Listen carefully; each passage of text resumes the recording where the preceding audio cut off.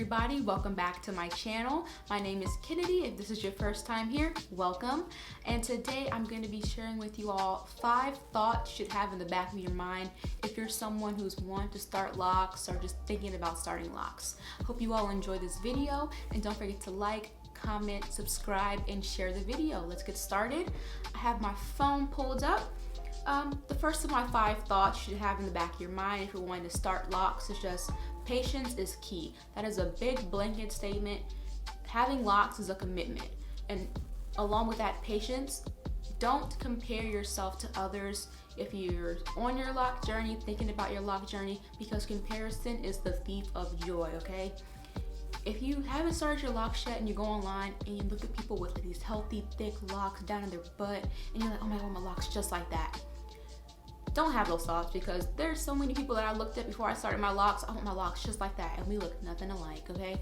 If you're someone who's already started your Loc journey, don't look at other people who've had Locs for 6 years, 10 years, like, why don't my Locs look like that? Because you've had your Locs for 6 months. You have to be patient. It's a process, it's a commitment. So we've all struggled with that. I personally struggled with that when I first started my Locs. Within my first 1 or 2 years, just like, I felt like my Locs were gonna be up by my ears forever, but I just had to just trust the process. Trust the process. That's number 1. Number two, decide on how you want to start your Locs. Like, there's different ways you can start your Locs. There's the traditional 2-strand twist, which is what I use to start my Locs. I just got the good old twist. You can also do the coils. That's another way to start your Locs, the coil twist. There's also sister Locs. I'm sure there's several other ways I'm forgetting or not thinking of right now. I can put those at the bottom. I'm sure I have to be forgetting something, okay? But I just have the good old 2-strand twist. So before you start your Locs, just decide on which one is gonna be the best for you. And that same thing can be said for choosing like your parting system, like the squares or diamond shapes. It's just all about having a good foundation on your Locs, like your starter Locs. Me personally, I wish I would have done that, done some more research, but I'm happy with the way my Locs turned out.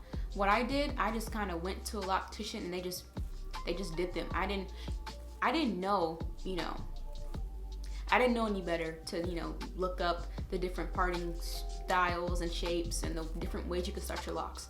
I just went in to a licensed loctician and got 2-strand twist, and they did the good old, square parts, which is what I just thought what I was gonna get anyway, so I didn't, complain. So just be sure you're doing your research before you decide on doing those Locs.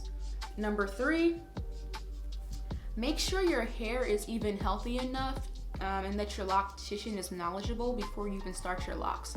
And not just your loctician, you as well, meaning that you can't start your Locs on like a unhealthy foundation in terms of your hair. Like, before I started my Locs, I had already been healthy. I had already had natural hair for over a year before I started my Locs. I already big chopped and cut off like my permed ends, so my hair was already natural when I started my Locs. So if you're someone who doesn't have like natural hair already, or if it's processed hair, just make sure that you're knowledgeable and doing your research in terms of this might not be the best foundation to start some Locs on, because you can't start your Locs on weak hair. That's just gonna be the equation for breakage and just damage and just wasting your time.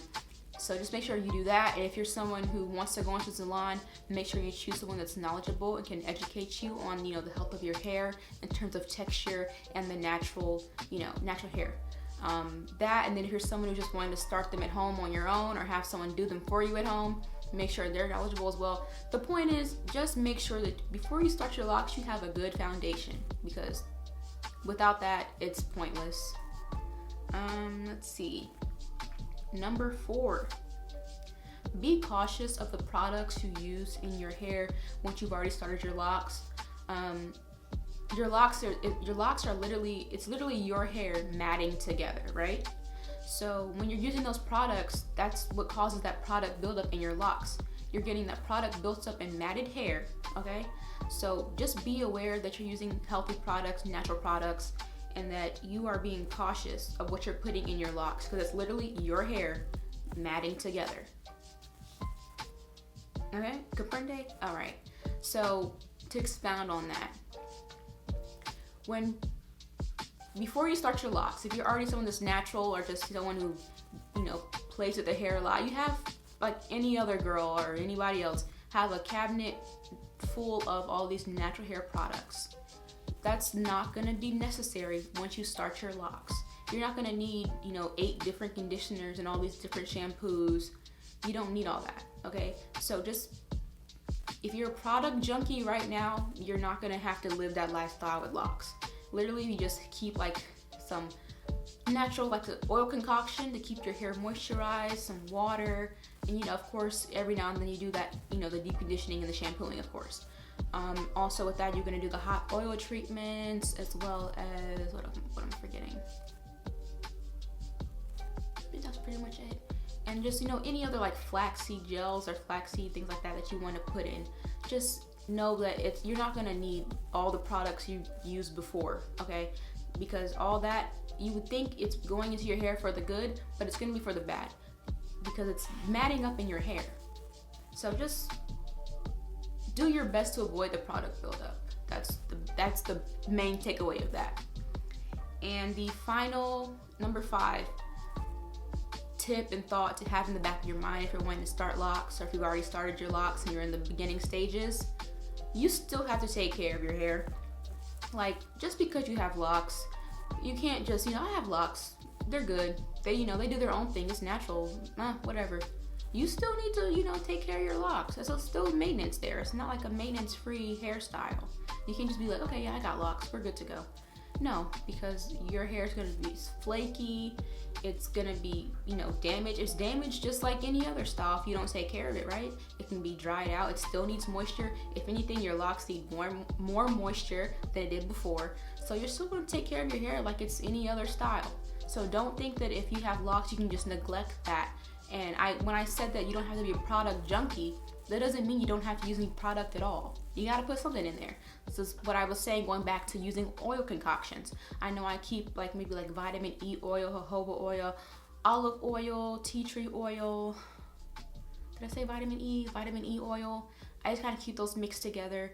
And that's also similar to the concoction I use for like my hot oil treatment when I want to, like, you know, have it penetrate my scalp really well. So that's like the pretty much the concoction I'll use, as well as water, of course, just to keep my hair moisturized in between all that oil. And then I'll have like my tea tree shampoos that I use and conditioners when I want to like clean my scalp. But just, you know, don't think that just because you have locks, you don't have to worry about your scalp and breakage or damage. It's still there and it's still a reality. You still need to take care of your hair and love it and nurture it, okay? Okay. So that was my 5th tip. Those are some of the thoughts that I'm sure that, like, I could do more. There's probably some more thoughts I could probably think of that you wouldn't keep in the back of your mind if you're wanting to start locks or if you recently started locks. But those are like some of the main ones, just to get you started on like your lock journey or your future lock journey. So yeah, those are my 5 tips. I hope you all enjoyed this video. Don't forget to like, comment, share, and subscribe. And I'll see you all in the next one. Peace.